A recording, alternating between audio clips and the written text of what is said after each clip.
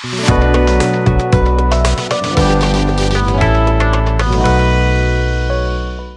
Students, पिछली class में geography domain के चैप्टर में हमने बात की थी सेकेंडरी एक्टिविटीज़ के बारे में।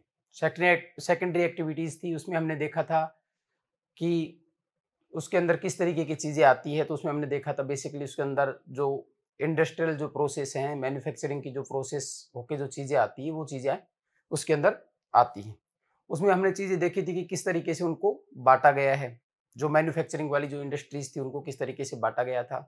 तो उनको स्केल के आधार पे, लार्ज स्केल पे और स्मॉल स्केल पे और जो कॉटेज इंडस्ट्री में बांटा गया था, और ओनरशिप के आधार पे उनको पब्लिक में, प्राइवेट में और मिक्स्ड में बांटा गया था। और एक अलग तरीके का क्लासिफिकेशन था जिसके अंदर उनको सोशलिस्ट में और कलेक्टिव फॉर्म में बांटा गया था। इस तरीके से आपने उस चैप्टर के अंदर देखा और हमने उसके अंदर बातें की। तो उसमें जो अपने सवाल के जो एस्पेक्ट्स थे वो देखे थे हमने, जैसे फुटलूज इंडस्ट्री के बारे में हमने देखा था, और बहुत से ऐसे इस एरिया स्पेसिफिक नेम आए थे, जैसे कि यूएसए के अंदर पिट्सबर्ग का नाम आया था, जर्मनी के अंदर रूर का नाम आया था। तो ये सारी चीज़ें क्या है आपको याद रखनी है। आज हम बात करेंगे टर्शियरी और क्वाटरनरी एक्टिविटीज़ के बारे में, और इसमें हम देखेंगे कि इसके क्या क्या एस्पेक्ट हैं। और क्लास से पहले मैं आपको एक बात बताना चाहूँगा कि जो आप समर्थ एग्जाम प्रेप की जो ऐप है वो लॉन्च हो गई है, और आप उसको प्ले स्टोर से डाउनलोड करें, और जो इससे रिलेटेड वीडियो हैं वो आप एक कंटिन्यूएशन में देखें, और अदर सब्जेक्ट की वीडियो भी आप वहाँ पर देख सकते हैं। तो आइए शुरू करते हैं आज की क्लास। तो आज हमारा टॉपिक है quaternary activities, tertiary and quaternary activities. इसमें आपके नीचे एक बॉक्स आया है, उस बॉक्स में ये कहा है कि अब आने वाली सेंचुरी में वो आदमी इलिटरेट नहीं माना जाएगा जो पढ़ लिख नहीं सकता। वो आदमी इलिटरेट माना जाएगा जो चीज़ों को सीख नहीं सकता, दोबारा फिर से नहीं सीख सकता, मतलब अपने अंदर इनोवेटिव नई कोई एड ऑन नहीं कर सकता चीज़ें, और जो अपनी कमियां हैं उनको भुला के आगे नहीं बढ़ सकता। वो आदमी क्या माना जाएगा? इलिटरेट माना जाएगा। देखो एनसीईआरटी में आपके पैशन को बनाए रखने के लिए कितनी अच्छी लाइन दी हुई है कि आपको क्या करना पड़ेगा कि आपको सिर्फ पढ़ा लिखा होना पर्याप्त नहीं है, आपको एक नई पहल, नई चीज़ें आगे करनी होगी। कुछ गलतियां जो आपने की है, जिनको आपको लगता है कि ये नहीं होनी चाहिए थी, उनको आपको भुला के आगे बढ़ना पड़ेगा, नई शुरुआत करनी पड़ेगी। तो आज के टॉपिक में हम देखेंगे टर्शरी सेक्टर। टर्शरी सेक्टर के बारे में हम बात करें तो मैं आपको बताना चाहूँगा कि जिस तरीके से आप छोटी छोटी चीज़ों के लिए जाते हैं डॉक्टर के पास, या लीगल एड लेने के लिए आप जाते हैं एडवोकेट के पास, या अदर जो सर्विसेज हैं जैसे टीचर है, इनके लिए क्या है, आप स्पेसिफिक एक पर्सन के पास जाते हैं, तो वो क्या है, आपको उस चीज़ से रिलेटेड क्या है, सेवाएं प्रदान करता है। तो टर्शरी जो सेक्टर है वो बेसिकली सेवा सेक्टर जो है, सर्विस सेक्टर है, उससे डील करता है। टर्शरी सेक्टर के अंदर जो इंपॉर्टेंट चीज़ें हैं जो आपके एनसीईआरटी में हैं, जहाँ से आपके क्वेश्चन बन सकते हैं, वो है कि कौन सी चीज़ें हैं जो टर्शरी सेक्टर में आती हैं। टर्शरी सेक्टर है वो और सेक्टर से किस तरीके से जुड़ा हुआ है। इस तरीके के सवाल क्या है आपसे बनेंगे। कुछ स्पेशल जो टर्म्स आई हैं, जो आपके बॉक्सेज में टर्म्स दी हुई हैं, उनके ऊपर आपके सवाल बनेंगे। तो उनको क्या है आपको पढ़ना है, और अब यहाँ पे जो चीज़ें आपको बताई जाएंगी उनको क्या है आपको अंडरलाइन करना है, हाईलाइट करना है, और आपको जरूरी लगे तो उसे नोट डाउन कर लेना है। अब हम इसके बारे में बात करते हैं। क्वाटरनरी एक्टिविटीज में डॉक्टर, टीचर, लॉयर ये आते हैं, इस पे हमने बात की। साथ में एक मिनट, थोड़ा सा आपके लिए जूम कर देता हूं ताकि आपको ये ज्यादा अच्छे से विजुअलाइज हो सके चीजें। तो इसमें डॉक्टर, टीचर, लॉयर ये लोग आते हैं। साथ में इनकी जो स्पेशल स्किल सर्विस है उसमें क्या चीज होती है कि स्पेशल स्किल होती है। डॉक्टर है वो हेल्थ से रिलेटेड चीजें जानता है, लॉयर है वो लॉ से रिलेटेड चीज जानता है, टीचर है वो एक सब्जेक्ट से रिलेटेड चीज जानता है, प्रोफेसर है वो एक स्पेशल डोमेन के अंदर विशेषज्ञ होता है, तो वो उस स्किल के बिहाफ पे अपनी सर्विस देते हैं और उसके रिटर्न में वो अपने जो पेमेंट्स है वो प्राप्त करते हैं। इनको क्या चाहिए? प्रोफेशनल स्किल चाहिए सर्विस सेक्टर के लिए। Require other theoretical knowledge and practical training. इनके अंदर दोनों चीजें चाहिए। जैसे आपको एक चीज आती है, अगर आपको टीचर बनना है तो आपको आनी, साथ में उसको डिलीवर करना, इस तरीके से डिलीवर करना कि सामने वाला उसको सहजता से समझ जाए। ये दोनों चीजें क्या है? जरूरी है। इसी तरीके से जैसे आपको एक बॉडी पार्ट्स के बारे में पता है और उसकी एप्लीकेशन भी आपको आनी चाहिए कि उसको आप किस तरीके से किसी रोग के, किसी समस्या का समाधान करने में इस्तेमाल कर सकते हैं। Man power is an important component. अब इसके अंदर मैन पावर एक इंपॉर्टेंट कंपोनेंट होता है। आपसे ये पूछ लेगा कि भाई मैन पावर, इसमें मैन पावर इंडस्ट्री में भी होता है, लेकिन उसको क्या कर सकते हैं अपन? मशीन से रिप्लेस कर सकते हैं। लेकिन जो ये यहाँ का स्पेशलाइजेशन है ना, इसको हम क्या है? मशीन से रिप्लेस नहीं कर सकते। In the initial stage large proportion of people work in primary sector. ये हमने पहले भी बात की थी कि डेवलपिंग नेशंस जैसे अभी मान लो या अंडर डेवलप्ड जो कंट्रीज है, उनके अंदर क्या है? उन्हें क्या बोला जाता है? अंडर डेवलपिंग कंट्रीज को उन्हें बोला जाता है थर्ड वर्ल्ड कंट्रीज। तो अंडर डेवलपिंग कंट्रीज है, उनके अंदर क्या ज्यादातर लोग अभी हंटिंग गैदरिंग और जो निर्वहन कृषि है उसके अंदर लगे हुए हैं, उसे बोला जाता है प्राइमरी सेक्टर। लेकिन अब धीरे धीरे क्या कह रहा है कि भाई डेवलप्ड जो इकोनॉमीज है उनके अंदर मेजोरिटी ऑफ एक्टिविटी है वो कौन सी है? टर्सरी एक्टिविटी है, और मॉडरेट है वो सेकेंडरी है। मतलब अब उद्योग भी वहां पे कम हो गया, क्योंकि हमने देखा था कि जैसे सूती वस्त्र उद्योग में हमने कल देखा था, हमने क्या देखा था कि सूती वस्त्र उद्योग है वो डेवलप्ड नेशन से डेवलपिंग नेशन की ओर आ रहा है। तो क्यों आ रहा था? क्योंकि वहां पे लेबर लो बहुत ज्यादा है, लेबर कम है वहां पे, तो कॉस्ट उनकी क्या है? बढ़ जा रही थी। तो वो अब डेवलपिंग नेशन की तरफ आ जा रहा है, क्योंकि यहाँ पे कच्चा माल भी है, फुटलूज इंडस्ट्री है और लेबर अच्छा खासा यहाँ पर है। तो वहां पे सेकेंडरी उसमें भी मॉडरेट लोग काम करते हैं, सबसे ज्यादा लोग काम करते हैं वहाँ स्पेशलाइजेशन वाले टर्सरी सेक्टर के अंदर। अब अपन इस चीज को अलग तरीके से देखें तो एक देश को अगर डेवलप्ड कंट्री बनना है तो उसके अंदर किस चीज का ज्यादा वेटेज होना चाहिए? उसके अंदर टर्सरी सेक्टर में मोस्ट ऑफ पॉपुलेशन क्या करनी चाहिए? काम करनी चाहिए। जैसे अमेरिका के अंदर लगभग 75% लोग टर्सरी सेक्टर के अंदर काम करते हैं, इंक्लूडिंग बोथ प्रोडक्शन और एक्सचेंज। तो दोनों चीजों को इंक्लूड करता है। किस चीज को? प्रोडक्शन को भी इंक्लूड करता है और एक्सचेंज को भी। Production involves the provision of service that are consumed. जो सर्विस हम दे रहे हैं, जिनको उपभोग किया जा रहा है, उसको तो एक तरीके से उसके तहत देखा जाता है, प्रोडक्शन के तहत देखा जाता है। और एक्सचेंज के अंदर किस चीज को देखा जाता है? एक्सचेंज में देखा जाता है जैसे ट्रेड है, ट्रांसपोर्ट है, कम्युनिकेशन की जो फैसिलिटीज है, जो क्या करती है? डिस्टेंस को ओवरकम कर देती है। ट्रेड, ट्रांसपोर्ट और कम्युनिकेशन, इसको किस में देखा जाता है? सर्विस के एक्सचेंज सेक्शन के अंदर। अब जैसे डॉक्टर है, इंजीनियर है, वकील है, ये सारी चीजें किस में आ जाएंगी? ये सारी चीजें आ जाएगी आपके प्रोडक्शन वाले सेक्शन के अंदर, कि वो एक अपनी एक क्वालिटी, एक स्किल उन्होंने अपनी तैयार कर ली है, उससे वो प्रोड्यूस कर रहे हैं, आपके लिए हेल्पफुल चीजें बना रहे हैं। एक्सचेंज में क्या आता है कि जो आपके बीच की जो गैप है, कम्युनिकेशन गैप है, जो चीजें हैं, दूरी है एक तरीके से, उसको ये क्या कर रहे हैं? खत्म कर रहे हैं। किसके द्वारा कर सकते हैं? ट्रेड के द्वारा कर सकते हैं। इंटरनेशनल जैसे ट्रेड की आपकी facility, transport, communication involve the commercial output of services. They are not directly involved in the processing of physical raw material. अब अपन ने देखा था कि सेकेंडरी और जो प्राइमरी सेक्टर था वो कहीं ना कहीं रिसोर्स से जुड़ा हुआ था, नेचर से जुड़ा हुआ था, और कहीं ना कहीं उन्हीं की प्रोसेसिंग के, प्राइमरी सेक्टर तो डायरेक्ट नेचर से जुड़ा हुआ था, और सेकेंडरी क्या था? जो प्राइमरी सेक्टर से, नेचर से जो प्राप्त रिसोर्सेज थे, उनको क्या कर रहा था?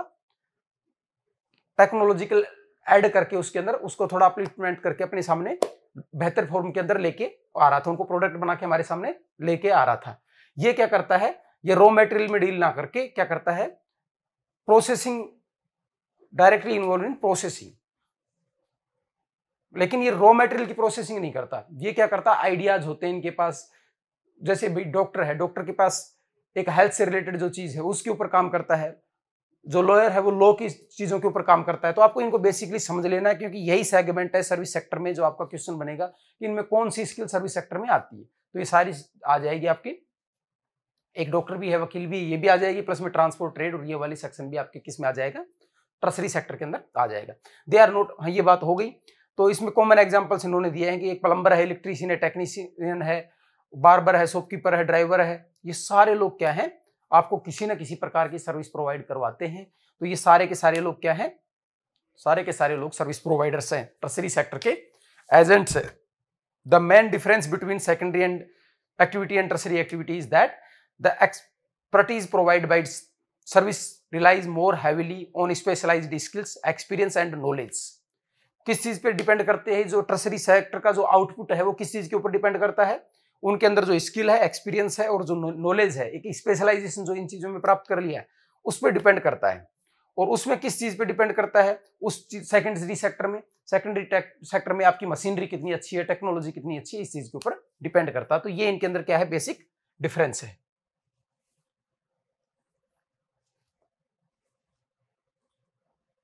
अपन आगे बात करते हैं type of tertiary activities. Type of tertiary activities में हम देखते हैं कि ट्रेड एंड कॉमर्स, इसके अंदर एक सेगमेंट है जिसमें हमने देखा था कि भाई दूरी कम करने वाला जो सेगमेंट था, उसके अंदर एक चीज है ट्रेड एंड कॉमर्स।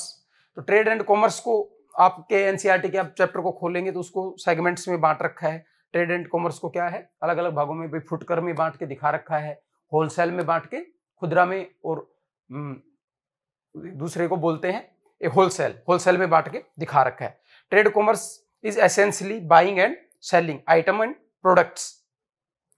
कोई आदमी जैसे अमेजन से आप क्या है डिलीवरी मंगवाते हैं, किसी भी चीज से आप डिलीवरी मंगवाते हैं, किसी ऐप के थ्रू आप परचेजिंग करते हैं, फिर एक डिलीवरी बॉय आपको परचेज करके वो चीज पहुंचाता है। तो ये पूरा एक जो चक्कर बनता है, ये क्या है, एक तरीके की सर्विस है जो आपको प्रोवाइड करवाई जा रही है, उसके बदले में आपसे एक निश्चित चार्ज भी लिया जाता है। इससे क्या है, आपको डायरेक्ट क्या है, दुकान के ऊपर जाने की जरूरत नहीं है। तो आपकी वो डिस्टेंस थी उसको इन्होंने क्या कर दिया है, मिनिमाइज कर दिया है। तो ये जो सेंटर्स होते हैं जो इस चीज की फैसिलिटी प्रोवाइड करवाते हैं, सिटी में ऐसी जो जगह होती है उन्हें बोला जाता है trading centres. The rise of trading from barter, इसको थोड़ा जूम करके आपको देखने में थोड़ी सहूलियत रहे ताकि। The rise of trading from barter at the local level to money exchange of international scale has produced many centres and institutions. तो ये क्या कह रहा है कि भाई आप लोकल लेवल पे जाके एक चीज खरीदते हो और एक इंटरनेशनल लेवल तक जो पूरा ट्रेड का एक सिस्टम बना हुआ है, इसके बारे में ये बात कर रहा है। पूरे ट्रेड के अंदर ये सारा सेगमेंट आ जाता है और इनके क्या होते हैं, अलग अलग ट्रेडिंग सेंटर्स होते हैं, कुछ छोटे स्तर के होते हैं, कुछ बड़े स्तर के होते हैं, जो क्या काम करते हैं, एक जगह से चीज को कलेक्ट करके उसको डिस्ट्रीब्यूट करते हैं। तो ये उनकी सर्विस में ये डिस्ट्रीब्यूशन ही आता है।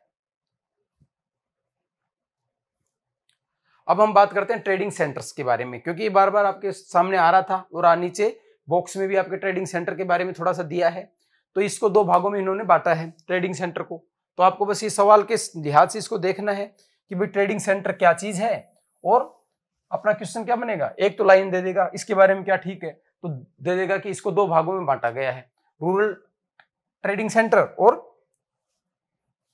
Urban trading centre. ठीक है, तो ये इनको मार्केट सेंटर बोला जाता है, रूरल मार्केट सेंटर और अर्बन मार्केट सेंटर। दो भागों में इनको क्या है, बांट दिया है। ये आपसे क्या है, डायरेक्ट क्वेश्चन यहाँ पे पूछ सकता है। Personal and professional service are not well developed. जो रूरल वाला एरिया होता है, रूरल जो सेंटर होता है, उसपे क्या होता है, जो पर्सनल और प्रोफेशनल जो स्किल्स होती हैं बहुत ज्यादा डेवलप नहीं होती। ये कैसी चीजें हैं, जैसे अपने गांव में मेले लगते हैं, छोटे छोटी मंडी या बाजार लगते हैं, वो चीजें इसके अंदर क्या इंक्लूड होती हैं। Most of these have mandis and also retailing areas. They are not urban centers but significant center for making available goods and service. भाई अर्बन सेंटर तो नहीं होते, लेकिन ऐसी एक जगह होती है, जैसे हर एक गांव में एक छोटा सा एक एरिया होता है जहां पे दुकानों का क्लस्टर होता है, जहां आपको बेसिक चीजें, जरूरत की चीजें मिल जाती हैं। या एक मंडी होती है, जैसे सब्जी वब्जी संबंधी जो कृषि से संबंधित जो प्रोडक्ट्स होते हैं वो एक मंडी में मिल जाते हैं, और इस तरीके की जो चीजें हैं वो आपको एक क्लस्टर वाला जो एरिया होता है उसके अंदर मिल जाती है। अर्बन मार्केट सेंटर्स में क्या चीज होती है, ये वाइडली स्पेशलाइज्ड होते हैं। ग्रामीण के जैसे गांव में कहते हैं कि कहाँ गया, मंडी गया है। जैसे कोई भी शादी ब्याह से संबंधित चीजें खरीदनी होती, कुछ खरीदनी, मंडी गया है, तो वो वहां से हर तरीके की चीज एक जगह से खरीद के छोटे से सेंटर से लेके आते हैं। इसमें क्या होता है, स्पेशलाइज्ड सेक्टर्स होते हैं, और उसके अंदर एक स्पेशल सेक्टर में एक स्पेशल सर्विस मिलती है। आपने देखा होगा शहरों में बहुत सी गली है या बहुत सी जगह उसका वही नाम पड़ा रहता है कि भाई इस गली का नाम, भाई कोई कंप्यूटर सुधारने वाली जैसे कोई गली है तो उसको भाई उसी नाम से, या कोई जूतों वाली गली है, इस तरीके से कपड़ों वाली गली है, वो क्या स्पेशलाइजेशन होता है। वहां पे बहुत वैरायटी, बहुत तरीके के आपको वहां पे चीजें मिलती हैं। They provide ordinary goods and services as well as many of the specialised good and services required by the people. तो वो नॉर्मल चीजें भी प्रोवाइड करवाते हैं और जो उनकी स्पेशल जो चीजें हैं जो लोगों के द्वारा डिमांड की जाती है वो भी प्रोवाइड करवाते हैं। मैन्युफैक्चर गुड भी प्रोवाइड करवाते हैं, साथ में specialised market develop like market for labour, housing, semi finished products, ये सारी चीजें। अब जैसे सिटीज में आपने देखा होगा लेबर चौक होता है, वही वहां पे आप जाओगे तो आपको हर तरीके का मजदूर मिल जाएगा। आपको जाके भाई कहना है मेरे को प्लम्बर चाहिए, आज मेरे को इलेक्ट्रीशियन चाहिए, आप वहां पे जाके बोलोगे तो आपके पास 10 लोग आएंगे, भैया हमको ले चलो, भैया हमको ले चलो। तो ये वो वाली चीज है, आपको इसको बिल्कुल व्यवहारिक तरीके से समझना है, ठीक है। तो शहरों में जैसे क्या होता है स्पेशलाइज चीजें होती हैं, जैसे आप कोई ऐड डालो, मेरे को इस चीज की रिक्वायरमेंट है, तो वो ऐड उन प्लेटफॉर्म पे जाएगा। आपको एडवोकेट चाहिए तो एडवोकेट ले लो, टीचर चाहिए तो टीचर ले लो, फिजिशियन चाहिए तो फिजिशियन ले लो, जो भी आपको फैसिलिटी सर्विस आपको चाहिए वो आप वहां से ले सकते हैं। अब अपनी बात आती है ट्रेडिंग सर्विसेज की। ट्रेडिंग सर्विस में अपन क्या बात करते हैं, अपन ने पहले देखी थी कि एक तो रिटेल की चीज होती है और एक होती है होलसेल की चीज। रिटेल में क्या होता है, ये छोटी छोटी चीजें होती है, जैसे छोटे दुकानदार को छोटी छोटी यूनिट में कोई चीज दी जाती है और वो दुकानदार क्या है अपने छोटे स्तर पे अपने उपभोक्ताओं को प्रोवाइड करवा देता है। होलसेल में क्या होता है, बड़े स्तर में थोक में चीजें दी जाती हैं और एक निश्चित क्रेडिट के ऊपर चीजें दी जाती हैं एक निश्चित समय के लिए, और उसके बाद उसकी उगाई की जाती है। ये आपको मोटा मोटा तौर पे इस चीज को ऐसे समझना है। अब इसकी कुछ बेसिक जो बातें हैं जो आपकी एनसीईआरटी में दी हैं, कुछ लाइनें हैं, कुछ चीजें हैं, उनको अपन क्या है देख लेते हैं। This is the business activity concern with the sale of goods directly to the consumers. इसकी मोस्ट इंपॉर्टेंट चीज यही है। रिटेल में पहली बात क्या होती है, इसमें डायरेक्टली कंज्यूमर्स को बेचते हैं। तो जो छोटे दुकानदार है ना, वो भी एक तरीके के होलसेल वालों के लिए एक तरीके के कंज्यूमर ही होते हैं। तो उनमें क्या होता है, होलसेल वालों से वो लेके आते हैं और फिर डायरेक्ट जैसे अपन गए भाई कोई चीज लेने के लिए, दूध लेने गए, साबुन लेने गए, माचिस लेने गए, जो भी चीज हम लेने गए, दुकानदार क्या है होलसेल से लेके आता है, वहां पे उसको एक निश्चित लेवल की जो छूट है, क्रेडिट है जो मिलता है, और वो उसी पे थोड़ा सा लाभ लेके नीचे प्रोवाइड करवा देता है। तो ये है रिटेलिंग। इसमें क्या होता है, place in a fixed establishment और स्टोर के अंदर ये चीज होती है। दूसरी इसमें क्या होती है, जैसे नॉन रिटेल स्टोर रिटेलिंग भी होती है, इसमें भाई दुकान नहीं होती। जैसे स्ट्रीट वाले जो वेंडर्स होते हैं, ये घूम घूम के सब्जी बेचते हैं या और तरीके की चीजें बेचते हैं। आपने देखा होगा कि बहुत से इलेक्ट्रीशियन भी या बहुत से मैकेनिक भी गली में घूमते हैं, गैस चूल्हा रिपेयर करवाना है या आपको कोई और छोटी मोटी चीज घर की रिपेयर करवानी है, उससे संबंधित वो गली में घूमते रहते हैं। तो वो क्या है, वो नॉन स्टोर रिटेल सेलिंग होती है। वो एक जगह पे स्थिर ना रह के घूम घूम के आपको क्या करते हैं, सर्विस प्रोवाइड करवाते हैं। अब अपन बात करते हैं होलसेल की। तो होलसेल में आप क्या है, होलसेल ट्रेडिंग में क्या होता है, बल्क बिजनेस होता है और इंटरमीडिएट मर्चेंट होते हैं जो क्या करते हैं, वो चीज लेके सप्लाई करते हैं हाउसेज तक। किसके माध्यम से, रिटेल स्टोर के माध्यम से वो चीज उनके तक। इसमें क्या आ जाती है, बीच में रिटेल स्टोर आ जाती है और वहां से रिटेल स्टोर वाले उनसे खरीदते हैं और रिटेल स्टोर से नॉर्मल कंज्यूमर खरीद लेता है। Some large stores including chain store. अब आपने देखा होगा भाई रिलायंस फ्रेश है, मार्ट है बहुत सारे जिनका नाम पड़ा रहता है कि भाई फलाना मार्ट है फलाना मार्ट है। तो ये क्या करते हैं, अपनी एक चेन बनाए रखते हैं और उस चेन के अंदर क्या है, सर्विस प्रोवाइड करवाते हैं। कॉलोनी वाइज भी बनाते हैं, सिटी वाइज भी बनाते हैं, जितनी डिमांड होती है उतनी ये चीजें बना लेते हैं। और आपस में चेन क्या है इनकी कनेक्टेड होती है और वहां के एक जगह के अनुभव से क्या है ये सीखते हैं और दूसरी जगह पे उस चीज को क्या है लागू करते हैं। Wholesalers often extend credit to retailers store to such an extent that the retailer operates very largely on the wholesale capital. इसमें क्या चीज होती है, इसमें क्या कहते हैं, अपने जो क्रेडिट की बात की थी कि एक निश्चित क्रेडिट के ऊपर वो काम करते हैं और उससे क्या होता है, रिटेलर उनसे क्या है एक बड़े लेवल के ऊपर उनसे डील करते हैं। रिटेलर बड़े लेवल पे उनसे लेके जाते हैं और फिर वो कंज्यूमर से, आपने देखा होगा रिटेलर दुकान पे ज्यादातर क्या लिखा रहता है, उधार मांगकर शर्मिंदा ना करें, आज नगद कल उधार। तो वो क्यों लिखा रहता है, क्योंकि वो छोटे लेवल पे डील करते हैं, कैपिटल बेस उनका कम होता है, तो उनको क्या है डेली जरूरत होती है। लेकिन होलसेल में क्या होता है, इनके क्रेडिट के ऊपर एक सामान लेके जाते हैं और एक निश्चित टाइम के बाद जब उसकी सेलिंग हो जाती है तो वो उसको करते हैं। तो इससे क्या है, बड़े लेवल के ऊपर ये चीज होती है। आपको बिल्कुल बेसिक एग्जांपल से बेसिक तरीके से चीजों को समझना है, तभी आप उसको एग्जाम में ड्राइव कर पाएंगे। बाकी आपको शब्द से उन चीजों को देख लेना है। कुछ लाइनें ऐसी होती हैं जिनको आपको क्या शब्द से देख लेना होता है। तो इसमें सबसे बड़ी चीज क्या होती है कि ये बीच में इनके कौन लोग होते हैं इन्वॉल्व, रिटेल स्टोर इनके बीच में होती हैं और ये क्या करते हैं, बल्क में क्या करते हैं, ट्रेडिंग करते हैं। Some large stores including chain stores able to buy directly from the manufacturers, ये कुछ लोग क्या करते हैं डायरेक्टली मैन्युफैक्चरर से भी, चेन वाले जैसे रिलायंस फ्रेश वाला है वो सब्जी डायरेक्ट किसानों से भी, ऑर्गेनिक या और भी कोई प्रोडक्ट है उनको डायरेक्ट खरीद के प्रोवाइड करवा देता है। जिनकी चेन प्रोडक्शन होता है, चेन वाले के लोग क्या करते हैं, उनके पास खुद का स्टोरेज होता है, चीज़ों ज़्यादा कैपिटल होती है, ज़्यादा उनके पास रिसोर्सेज होते हैं, तो वो इस चीज़ को करने में कैपेबल होते हैं। लेकिन हर रिटेल वाला इस तरीके से चीज़ें नहीं कर सकता, वही लोग इस तरीके की चीज़ें कर सकते हैं। अब अपन बात करते हैं इसी में अगला जो सेगमेंट है सर्विस सेगमेंट में ही, टर्सरी में, transport and communication services. Transport के अंदर क्या चीज होती है, ट्रांसपोर्ट में हम एक स्थान से दूसरे स्थान पे जाते हैं, जिस चीज से हम जाते हैं उसको बोला जाता है mode of transport. Mode of transport में क्या होता है, मोड ऑफ ट्रांसपोर्ट में होता है कि भाई आप किस चीज से जा रहे हो। जैसे आप गूगल मैप खोलते हो, गूगल मैप कहीं लोकेशन देखते हो तो उसमें कई चीजें बनी आती है, एक तो ऐसे पैदल का बना आता है, एक बना हुआ आता है कि एक कार बनी हुई होती है, एक बस बनी हुई होती है, एक ट्रेन बनी होती है, आप कौन से मोड से जाएंगे, फिर उसमें उसका टाइम लिखा होता है कि जिस मोड से आप जाएंगे उससे लगभग आपको इतना समय लगेगा और बेस्ट रूट ये है।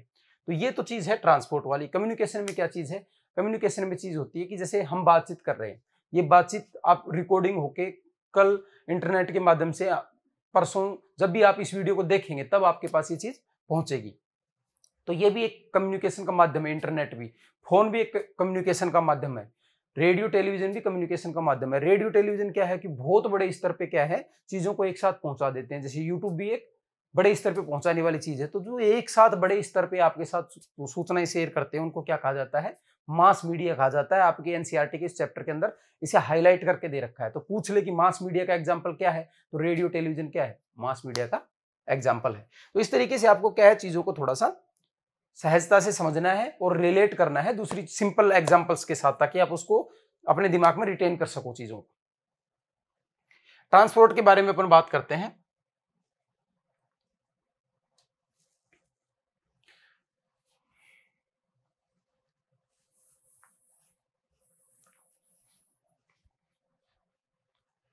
ट्रांसपोर्ट इज ए सर्विस और facility which persons manufactured and goods and property are physically carried from one location to another। आप इसको बिल्कुल सिंपल शब्दों में देख लो कि एक जगह से दूसरी जगह लेके जाता है, ये इसके अंदर बात है।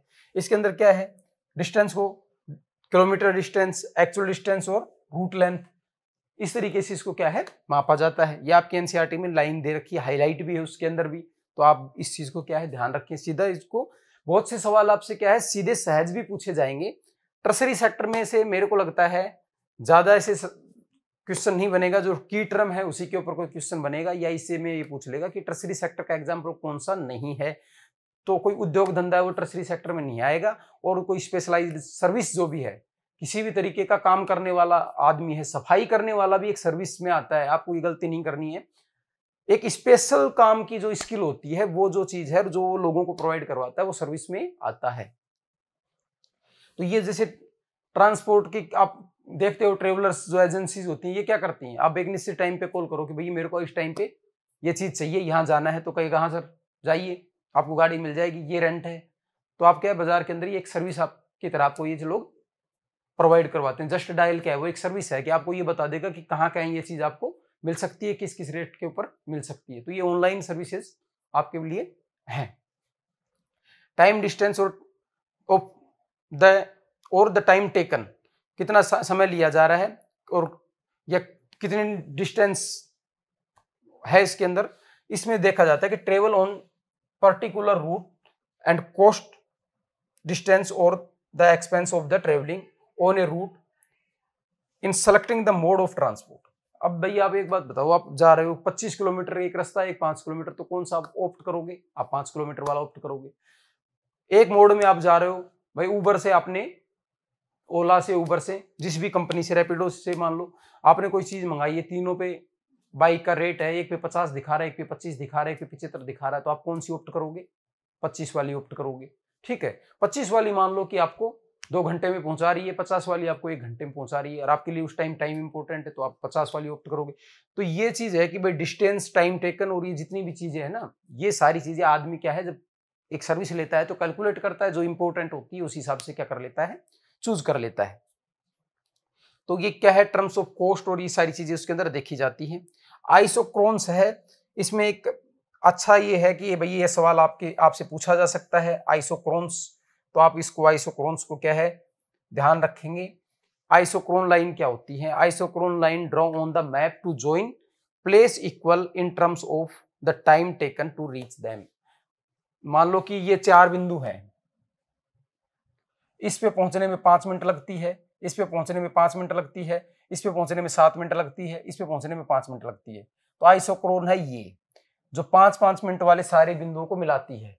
और यहाँ पे मान लो एक बिंदु है, इस पे 7 मिनट लगती है, तो ये एक अलग आइसोक्रोन हो गई। जैसे आइसोबार होती है, आइसोबाथ होती है, भाई तापमान को मिलाने वाली, ह्यूमिडिटी को मिलाने वाली, इस तरीके की जो अलग अलग लाइनें खींची जाए। आइसोसीस्मल लाइन होती है भूकंप को मिलाने वाली।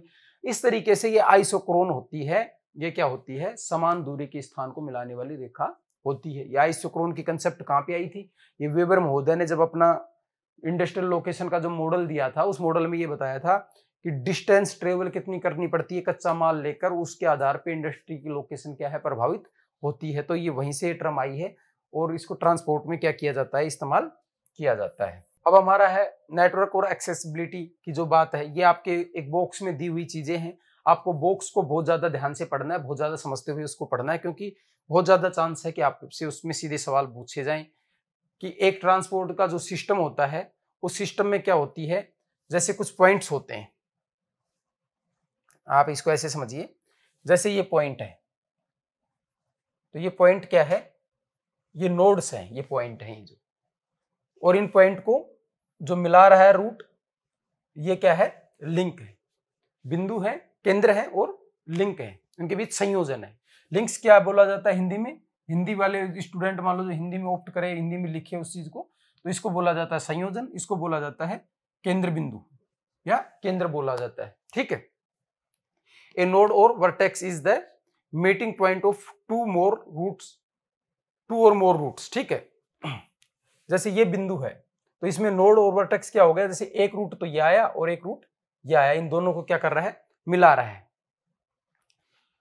एक पॉइंट ऑफ ओरिजिन से आता है, एक पॉइंट ऑफ डेस्टिनेशन होता है। तो जैसे आपको ए पे जाना है और बी से आप चले हो, तो इसको, ये जो मिलाने वाली जो लाइन होती है, इसके ऊपर जो ये बिंदु होते हैं, इन्हें क्या कहा जाता है, नोड कहा जाता है। ठीक है।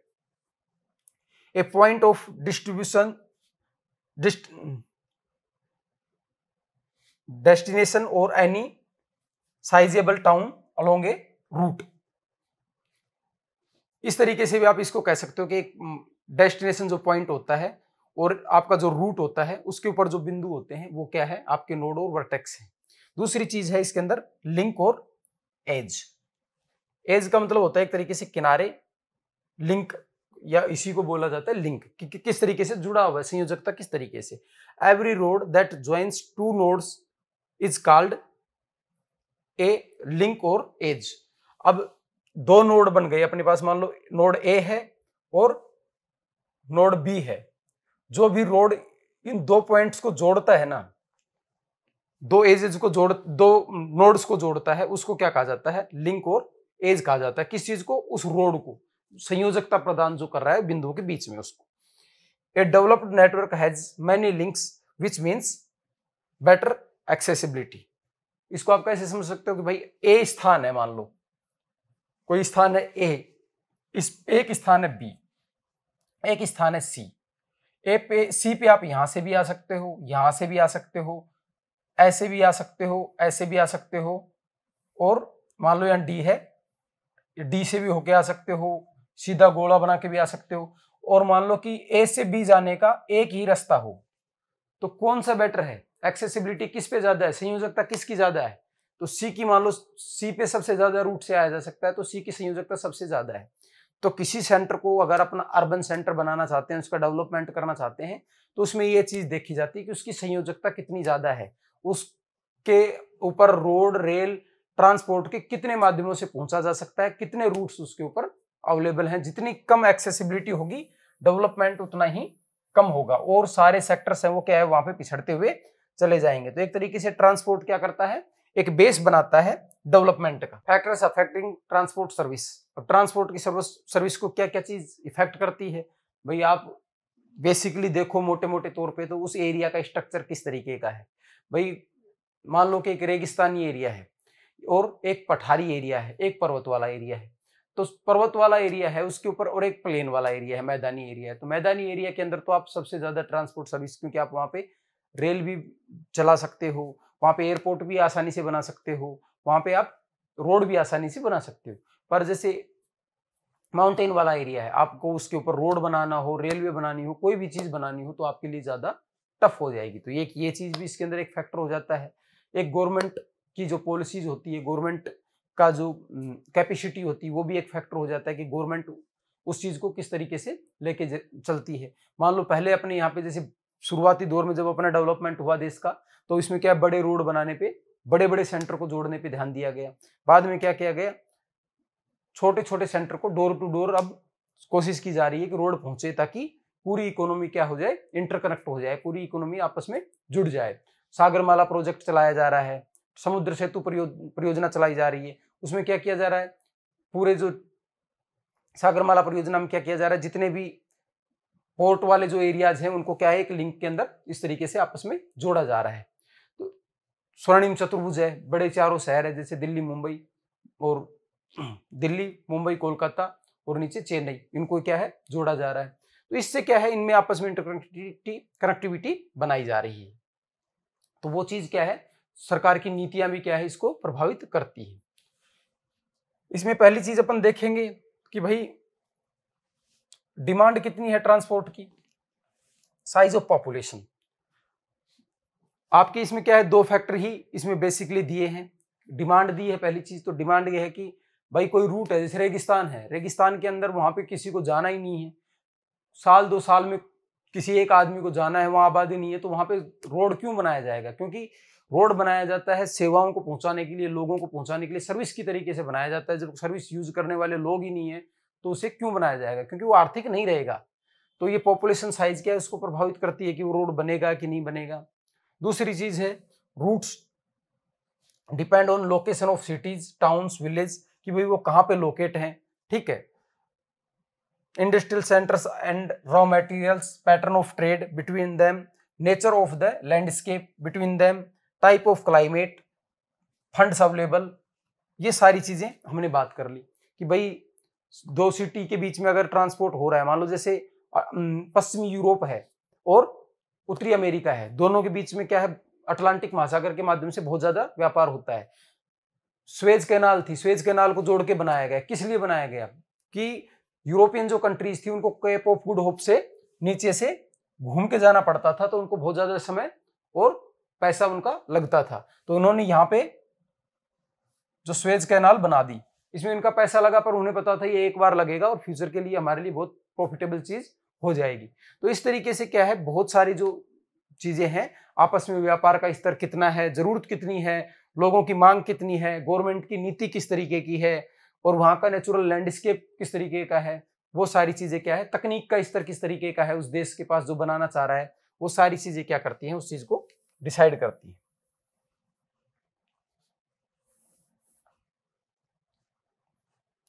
अब बात आती है कम्युनिकेशन सर्विसेज की। कम्युनिकेशन सर्विस के अंदर हमने बात की थी कि किसी चीज को, अपने विचार को, वर्ड्स को, आइडियाज को, किसी भी चीज को क्या करना हो, मैसेज को, फैक्ट को, इनको क्या करना है, दूसरी जगह पे ट्रांसमिट करना होता है।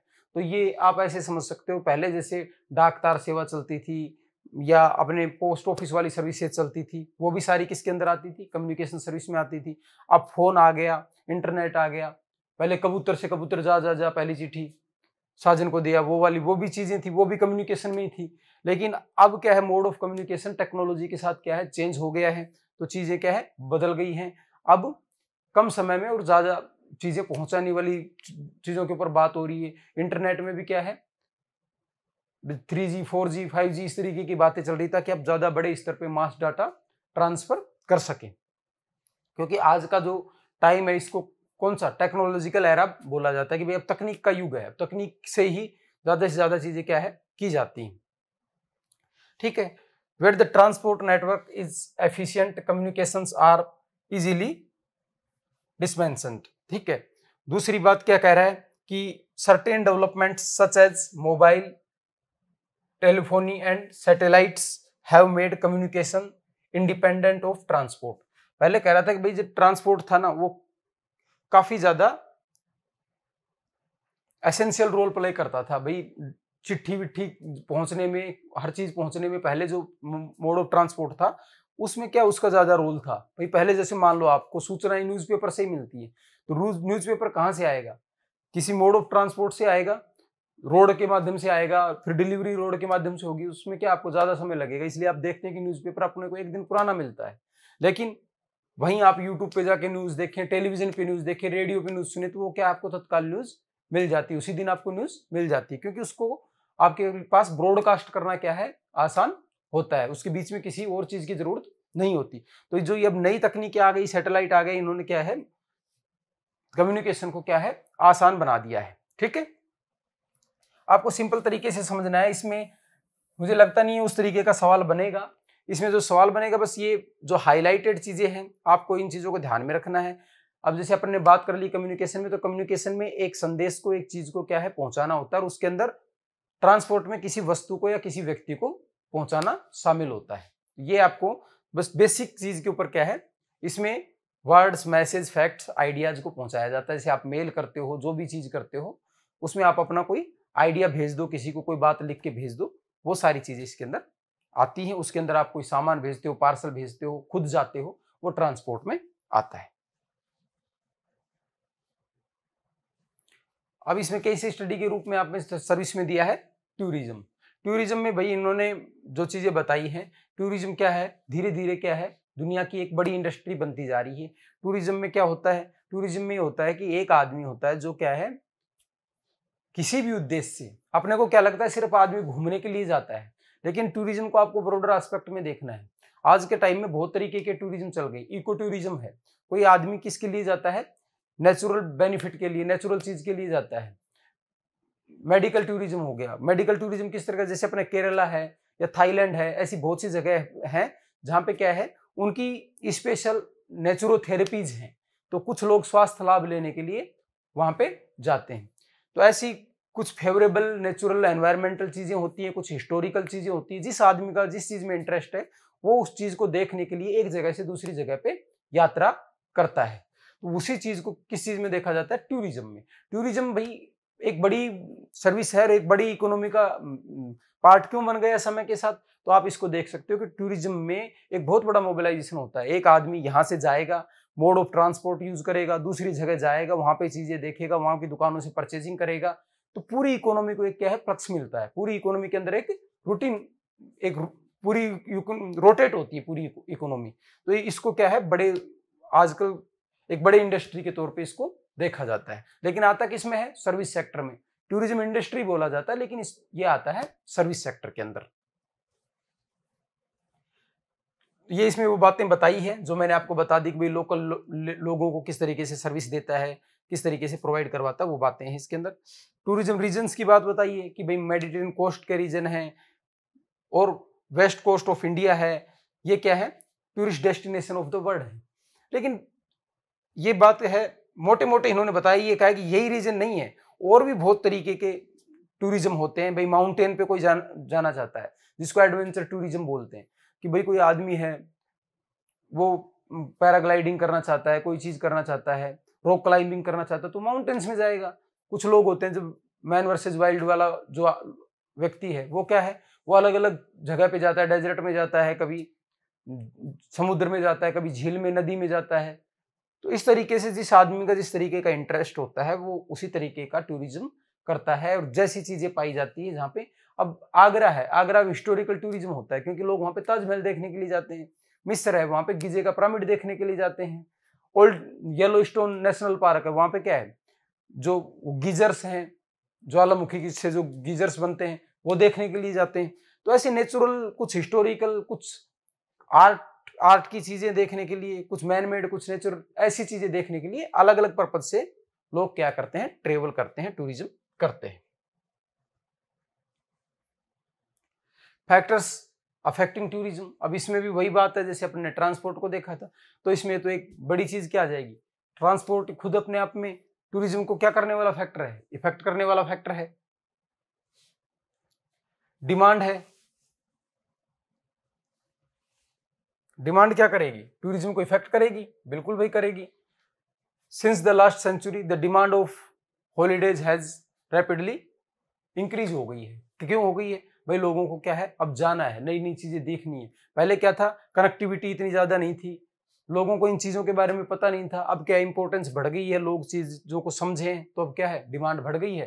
तो आप देखते हो कितनी ज्यादा मेक माई ट्रिप और ग्वाई बीबो, कितनी एप्स बन गई हैं जो क्या है, आपके पूरे पूरे पैकेज का प्लान करती हैं। आप वहां जाइए, आपको होटल भी दिलवाएंगे, खाने वाने का हर चीज की सारी एकोमोडेशन आपकी करवाएंगे। तो ये सारी चीज क्या है, इस तरीके की चीजें डिमांड से ही निकलकर सामने आई है। ट्रांसपोर्ट है, अगर कोई आदमी कहीं पे जा रहा है, अगर वहां पे ट्रांसपोर्ट की फैसिलिटी नहीं है तो वहां पे टूरिज्म कम हो जाएगा। वहां पे कुछ लोग जो भाई एडवेंचर टूरिस्ट हैं वही जाएंगे, मान लो रिस्क लेके भी जाएंगे। लेकिन अगर एक फैमिली पर्सन या नॉर्मल आदमी किसी स्थान पे कब जाएगा, जब वहां पे ज्यादा से ज्यादा तरीके से पहुंचा जा सके, रेल भी जाती हो, बस भी जाती हो, एरोप्लेन भी जाती हो, तो वो उसके पास क्या रहेगी, चॉइस रहेगी। अपने पहले क्या पढ़ा था डेवलपमेंट में कि चॉइस होनी चाहिए आदमी के पास, विकल्प होने चाहिए। जितने ज्यादा विकल्प होंगे ना उतना ही उसके लिए ज्यादा अच्छी चीजें रहेगी। और फिर उसमें बता रहा है कि भाई टूरिस्ट अट्रैक्शन की बात कर रहा है, तो अट्रैक्शन करने वाली जो चीजें हैं, वहां का क्लाइमेट किस तरीके का है, लैंडस्केप कैसा है, हिस्ट्री एंड आर्ट कैसी है, कल्चर और इकोनॉमी किस तरीके की है। तो ये सारी चीजें कहीं ना कहीं क्या करती है, आदमी को आकर्षित करती है किसी स्थान पे आने के लिए। बेटर क्लाइमेट होता है, जैसे भाई नीचे मैदानी एरिया के जो लोग होते हैं वो पहाड़ों में जाते हैं गर्मी के टाइम पे अच्छे मौसम का आनंद लेने के लिए। लैंडस्केप होता है, कुछ नेचुरल ब्यूटी होती है, झील हो, झरना हो, इस तरीके की कोई चीज हो, वो चीज भी प्रभावित करती है। हिस्ट्री और आर्ट, अपने इन सब चीजों के ऊपर बात कर ली, लेकिन इनको आपको एक सेगमेंट में एक क्वेश्चन के तौर पे याद रखना है कि कौन सी चीज प्रभावित करती है। तो ये सिंपल चीजें हैं, लेकिन आपको फिर भी रिलेट करना है, समझना है कि प्रभावित कर सकती है कि नहीं, अपने आप से पूछ के देखना है। अपने पहली क्लास में क्या बात की थी, इंट्रोडक्टरी क्लास में, WH वर्ड हर चीज पे, कि व्हाई, वेयर, व्हेन, इस तरीके के क्वेश्चन आपके दिमाग में आने चाहिए, हाउ। तो ये आपके दिमाग में जब आएगी तो आपको ये लगेगा कि भाई क्लाइमेट कैसे कर सकती है। जैसे आपको एक बार इस तरीके से आपने इस चीज को रिलेट कर लिया तो आपको उसको रटना नहीं पड़ेगा, वो आपके मेमोराइज हो जाएगी और आप एग्जाम में उसको आराम से डिलीवर कर दोगे।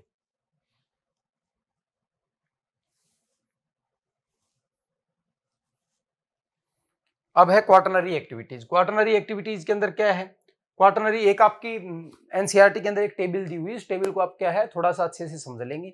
उस टेबल को समझने से क्या है, आपको फैक्चुअल सवाल को सीधा पिक करने में आसानी रहेगी।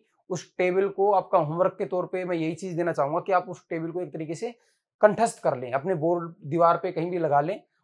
ये, और मैं ये कहूंगा कि जैसे अपने चारों चैप्टर में से मेन एक्टिविटीज की आप एक टेबल बना के और अपने बोर्ड पे लगा ले और उनको एक दो बार देखते रहें। उससे क्या है कि आपका एक सवाल 100% यहाँ से सारी एक्टिविटीज में जोड़ तोड़ करके कि कौन सी किस एक्टिविटी में कौन सी एक्टिविटी है, कौन से सेक्शन में आती है, प्राइमरी टर्सरी किस में आती है, तो वो आपका क्या है क्वेश्चन वहां से निकल जाएगा।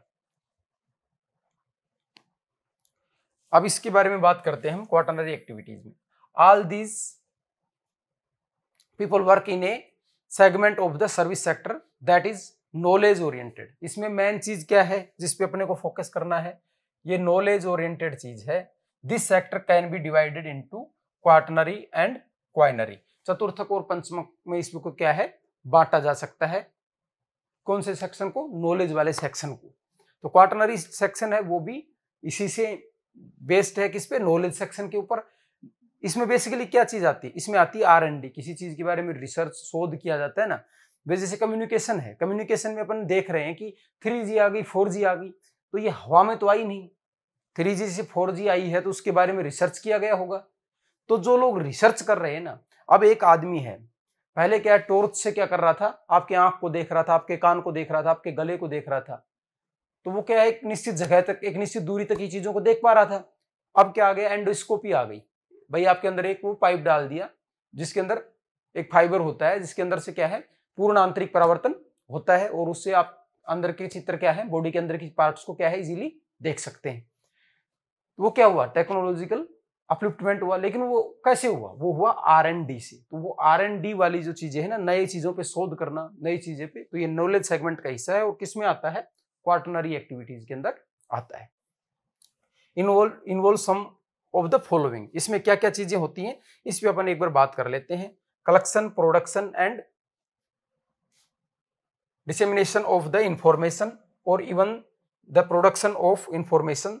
Quaternary activities center around these research, development and may be seen as an advanced form of services involving specialized knowledge, technical skills and administrative competition। ये सारी चीजें इसके अंदर देखी जाती हैं। इसमें सिंपल शब्दों में अब आपको मैं, ये आपकी एनसीईआरटी की लाइन है, इनको क्या है आपको अपने नोट्स में डाल लेना है, रिवाइज करते टाइम इनको शब्दों को ध्यान रखना है।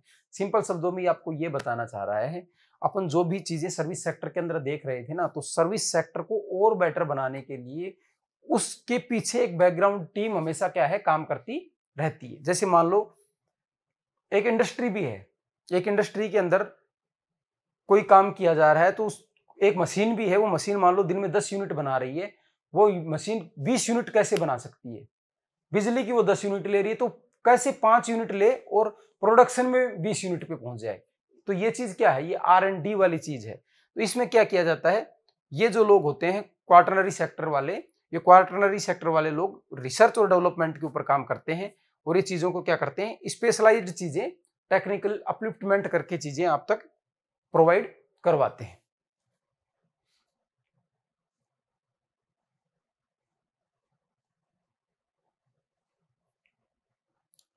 अब क्वार्टनरी सेक्टर है, बॉक्स जो आपको दिया है उसमें कुछ जो चीजें हैं आपके लिए इंपॉर्टेंट है एग्जाम के लिहाज से, उन पे अपन थोड़ी सी बात कर लेते हैं, उनको देख लेते हैं कि भाई क्या चीज आपके लिए इंपॉर्टेंट है। इसमें एक तो फर्क बताया है कि टर्सरी सेक्टर से किस तरीके की चीजें हैं, किस तरीके की, तो कह रहा है कि क्वार्टनरी सेक्टर, टर्सरी सेक्टर और क्वार्टनरी सेक्टर ने दोनों ने मिलकर क्या किया है, एक तो इकोनॉमिक ग्रोथ को बूस्ट दिया है, साथ में इन्होंने प्राइमरी और सेकेंडरी एरिया का जो एम्प्लॉयमेंट था ना, उसको क्या कर दिया इन्होंने, एक तरीके से रिप्लेस कर दिया है। ठीक है। दूसरी चीज है, और half of all workers in developed economies are in the knowledge sector. Developed जो इकोनॉमीज है उनके अंदर लगभग 50% जनसंख्या है वो नॉलेज सेक्टर के अंदर लगी है। जैसे R&D करने में, नई चीजें बनाने में, साइंटिस्ट है कोई आदमी, कोई इस जो विशेषज्ञता वाले काम कर रहा है, वो लोग इसके अंदर हैं। फिर इसमें आपको इंपॉर्टेंट चीज है जो आपको नोट डाउन करनी है क्वार्टनरी सेक्टर के हिसाब से, वो है knowledge sector. And there has been a very high growth in demand for and consumption of information based services from mutual fund manager to tax consultant, software developers and statisticians. अभी हर लोग, ये लोग क्या है, इनकी क्या है, बहुत ज्यादा क्या है, डिमांड है। Personal working in office building, elementary school and universities, classrooms, hospitals, doctors, offices, theatres, यहाँ पे हर जगह पे क्या है, इनकी जरूरत है। Like some of the tertiary functions, quaternary activities can be outsource.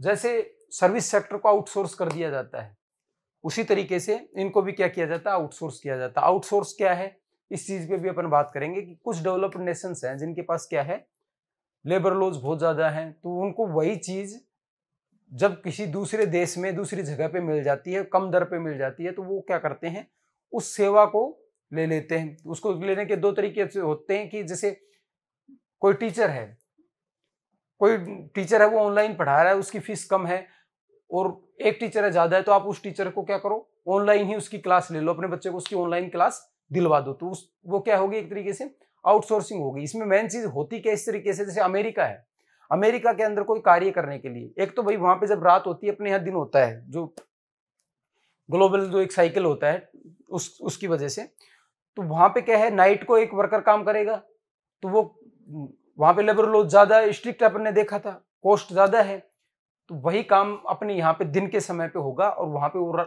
Night की सर्विस होती रहेगी, जैसे कॉल सेंटर का काम है। तो ऐसे बहुत से BPO और ये चीजें बना दी गई। तो ये सब किसके अंदर आती है, ये आउटसोर्सिंग के अंदर आती हैं। तो सर्विस सेक्टर में जैसे आउटसोर्सिंग होती है, तो कह रहा है कि इसके अंदर भी आउटसोर्सिंग होती है। They are not tied to resources affected by the environment and necessary localised by market. तो ये ना तो भाई रिसोर्स से प्रभावित होते हैं, ना ये एनवायरमेंट से प्रभावित होते हैं। इनकी तो मांग है, वो मांग क्या है, इनको क्या है, प्रभावित करती है। तो इस चीज को आपसे क्या है, पूछ सकता है कि भाई आउटसोर्सिंग है, उस पर किन किन चीजों का प्रभाव पड़ता है, विशेष करके क्वाटरनरी सेक्टर पे। तो इस पे एनवायरमेंट का इफेक्ट पूछे तो नहीं पड़ता, रिसोर्स का इफेक्ट पूछे नहीं पड़ता। किसका पड़ता है, डिमांड कितनी ज्यादा है मार्केट के अंदर, उसकी कितनी ज्यादा डिमांड है, इस चीज का उसके ऊपर क्या है, प्रभाव पड़ता है।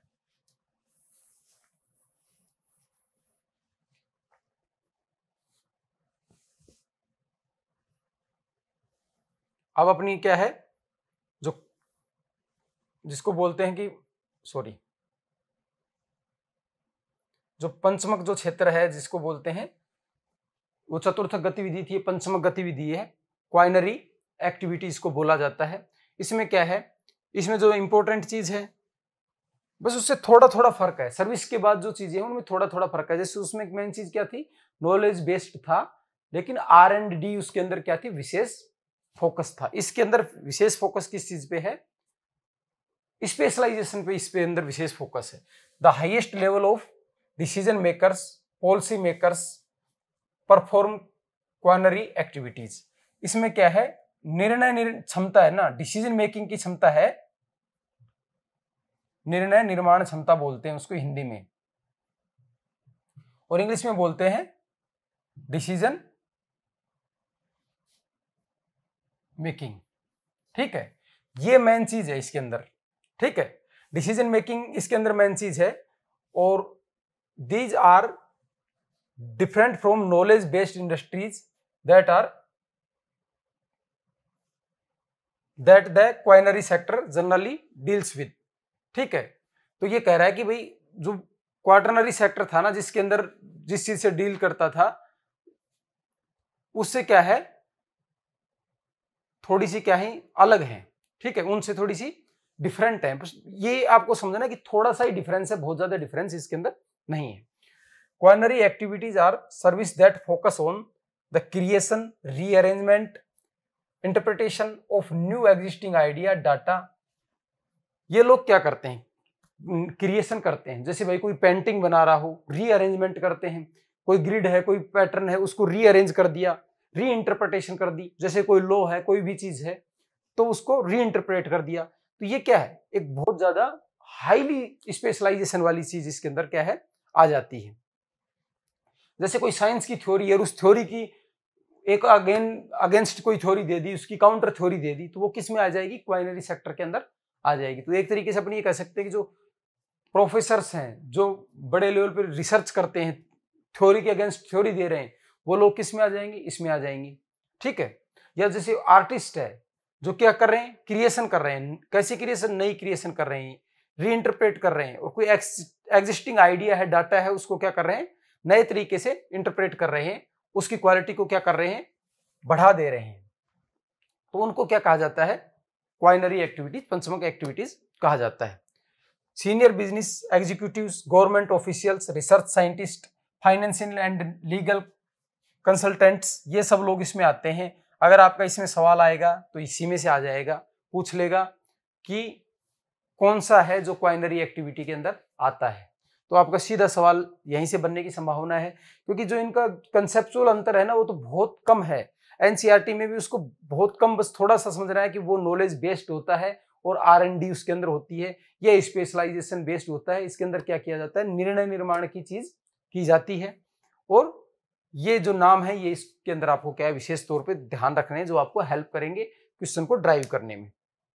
आउटसोर्सिंग की जो बात आई थी कि जो क्वाटरनरी सेक्टर के अंदर किया जा रहा था, वो इसके अंदर भी क्या है, आउटसोर्सिंग की जाती है। Large number of call centres in India, China, ये लगाए गए हैं। ये क्या की गई है, आउटसोर्सिंग की गई है, जिसके ऊपर हमने पहले बात कर ली। New trends in quaternary services includes knowledge processing, outsourcing and home sourcing. भाई पहली अपन ने चीज देखी थी जो आउटसोर्सिंग थी, उसमें एक तो नॉलेज बेस्ड आउटसोर्सिंग और एक होम सोर्सिंग, ये दोनों नए क्या है टर्म अभी धीरे धीरे क्या है चर्चा में आ रहे हैं। इनके ऊपर क्या आपको थोड़ा सा ध्यान दे लेना है कि the latter as an alternative to outsourcing, जो ये होम सोर्सिंग है इसको क्या माना जा रहा है, आउटसोर्सिंग का एक तरीके से अल्टरनेटिव माना जा रहा है। The KPO industry is distinct from business process outsourcing. जो बीपीओ होता है, जो कॉल सेंटर वाली जो चीज होती है, उससे केपीओ अलग होता है कह रहा है। तो भाई क्यों अलग होता है, यहां से इसका सवाल का आंसर शुरू होता है। इसको मैं आपको थोड़ा जूम आउट भी कर देता हूं ताकि आपको ये अगर आप इसको नोट डाउन करना चाहो, कुछ चीज करना चाहो तो आपको आसानी हो जाए।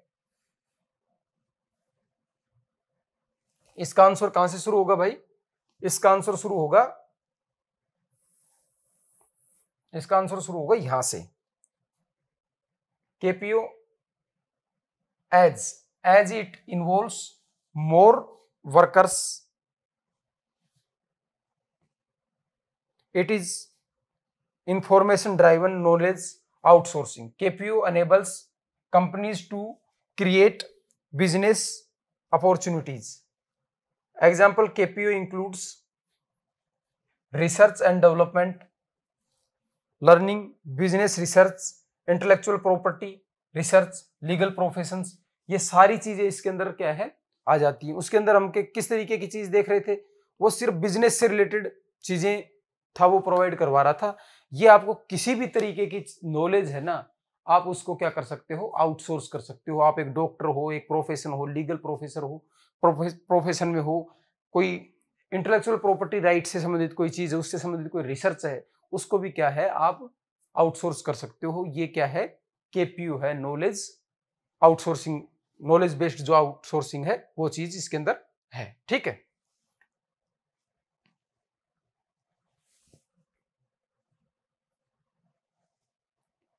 फिर आपकी एनसीईआरटी में एक नीचे एक टर्म आई है डिजिटल डिवाइड।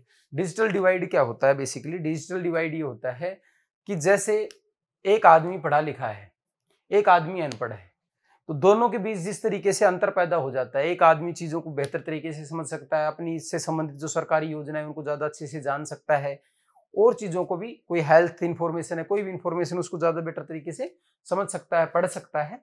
उसी तरीके से आज का युग क्या है, डिजिटल युग है। आज के युग में अगर जैसे आपको कंप्यूटर, लैपटॉप, फोन, इस तरीके की चीजें नहीं चलानी आती, इंटरनेट का इस्तेमाल नहीं करना आता, तो आने वाले समय में जिस तरीके की चीजें आ रही हैं, जिस तरीके के बदलाव हो रहे हैं, अब अपन देख रहे हैं कि भाई आपको पहले कैश लेके जाना पड़ता था, फिर एटीएम कार्ड, और अब आप एक फोन रखो, फोन के अंदर आपको सारी सर्विस अवेलेबल है। अब कोई आदमी है वो टेक्नोलॉजिकली क्या है, साउंड नहीं है, वो चीजों को नहीं समझ पाता है, डिजिटली अवेयर नहीं है, तो वो क्या फोन पे यूज कर पाएगा, नहीं कर पाएगा, तो उसको क्या है कैश लेके जाना पड़ेगा। और हो सकता है कोई दुकान ऐसी हो कि वो सिर्फ फोन पे में, फ्यूचर में कि वो फोन पे में या कार्ड में ही डील करती हो, वो आपसे कैश ले ही नहीं, तो वो क्या है, वो आदमी एक तरीके से आम उससे कट जाएगा। तो यही डिजिटल डिवाइड है कि जिन लोगों के पास एक देश के अंदर या पूरी दुनिया के अंदर कुछ लोग हैं जिनके पास डिजिटल पहुंच बहुत ज्यादा है, कुछ के पास बहुत कम है। ये एरिया वाइज भी हो सकती है कि जैसे बड़े कंट्रीज हैं तो उनके अंदर कुछ एरिया हैं जो बैकवर्ड हैं, वहां पे अभी रोड और रेल ही नहीं पहुंची है, तो वहां पे इंटरनेट और ये चीजें पहुंचना तो बहुत दूर की बात है, तो वहां के लोग क्या है इस दौड़ में पिछड़ जाएंगे। और सोसाइटी के अंदर भी देखा जाए तो कुछ लोगों के पास रिसोर्स एजुकेशन ऑलरेडी है, तो वो क्या इसका एडवांटेज लेते हुए इस सेगमेंट में भी आगे निकल जाएंगे। तो डिजिटल डिवाइड तो ये चीज होगी। डिजिटल इंक्लूजन क्या हो जाएगा कि जब सभी लोगों को समान तरीके से डिजिटल साक्षरता उपलब्ध हो, समान तरीके से उनके पास इंफ्रास्ट्रक्चरल चीजें, डिजिटल इंफ्रास्ट्रक्चरल चीजें मौजूद हों, तो वो क्या है डिजिटल इंक्लूजन हो जाएगा। ये चीजें आपके इसके अंदर बताई गई हैं। इसके अंदर जो क्या क्या चीजें हैं वो बता रहा है कि भाई जैसे कह रहा है कि opportunities emerging from the information and communication technology based development is unevenly distributed across the globe. कि आईटी से जो कह रहे हैं जो अपॉर्चुनिटी आई है पूरी दुनिया में बराबर रूप से वितरित नहीं है। There are wide ranging economic, political and social difference among the countries. और इसके एक पीछे बड़ा कारण क्या है कि उन देशों के बीच में इकोनॉमिक, पॉलिटिकल और सोशल डिफरेंस है, जो कि उस चीज को भी क्या है, उस चीज के लिए भी डिफरेंस पैदा करता है। तो ये कह रहा है कि भाई किस तरीके से इस चीज को बढ़ावा दिया जाए, जो कंट्री जितनी जल्दी इन चीजों को यूटिलाइज अप्लाई कर लेगी, जितनी तेजी से अपना लेगी, इसके लिए एक अपना एक डाटाबेस बना लेगी, एक इंफ्रास्ट्रक्चर बना लेगी, वो कंट्री क्या है उतनी तेजी से एक्सेस करेगी चीजों का, उतनी तेजी से आगे निकल जाएगी। जैसे कि अपनी पहली लाइन क्या पढ़ी थी, चीजों को क्या है पीछे कनेक्ट करते रहना, हमने पढ़ी थी कि आने वाले समय में वो आदमी इलिटरेट नहीं है जो पढ़ा लिखा नहीं है। इलिटरेट कौन है? जो चीजों को लर्न नहीं कर सकता, रीलर्न नहीं कर सकता और भुला नहीं सकता। तो आने वाली टेक्नोलॉजी को अगर कोई आदमी अडेप्ट नहीं करेगा तो हो सकता है कितना ही ज्यादा एजुकेटेड हो, साक्षर हो, कितना ही फास्ट लिख लेता हो, लेकिन जब अब उसको स्क्रीन के ऊपर कोई चीज लिखनी है, जो स्क्रीन के ऊपर उसको कोई काम करना है, तो वो चीज उसकी काम ही नहीं करेगी जो ट्रेडिशनल मेथड है, तो वो क्या है अपॉर्चुनिटीज में पिछड़ जाएगा। तो ये अपनी चारों पांचों एक्टिविटी थी जिनके बारे में अपन ने बात की, और इनके अंदर एक होमवर्क में आपके क्वेश्चन एक बॉक्स दिया हुआ है, उसमें कॉलर्स दिए हुए हैं कि किस कॉलर में किस तरीके की एक्टिविटी आती है, कि भाई जैसे ग्रे कॉलर है तो उसमें प्राइमरी एक्टिविटी आती है, व्हाइट कॉलर है इसमें तो टर्सरी आती है। तो इस तरीके से क्या है आपको उसको सेगमेंट को फिल करना है, अपने होमवर्क में उसको कंप्लीट करना है, और कमेंट बॉक्स के अंदर उस चीज को आपको क्या है मेंशन करना है कि कौन सी चीज किसके अंदर आती है। साथ में आपको पढ़ते टाइम हमेशा फिर कह रहा हूं कि आपको अपने चैप्टर को खोल के रखना है, जो इंपॉर्टेंट लाइन आपको बताई जा रही है उसको थोड़ा अंडरलाइन कर लेना है, ताकि आप उसको रिवीजन करो या आप बाद में पीपीटी से रिवीजन करो, तो आप चीजों को, इसमें भी आपको कुछ चीजें हाईलाइटेड चीजों पे फोकस करना पड़ेगा। जब बाद में आप बहुत सारी चीजों को एक साथ पढ़ोगे तो रिवीजन के लिए आपके पास मैटर इस तरीके से शॉर्टन होना चाहिए कि आप एक दिन पहले सारी सेगमेंट को, इंपॉर्टेंट सेगमेंट को रिवाइज करके जा सके। तो आज की क्लास में बस इतना ही, और अब हम बात करेंगे अगले सेगमेंट के बारे में कल। तब तक के लिए आपको बहुत बहुत धन्यवाद।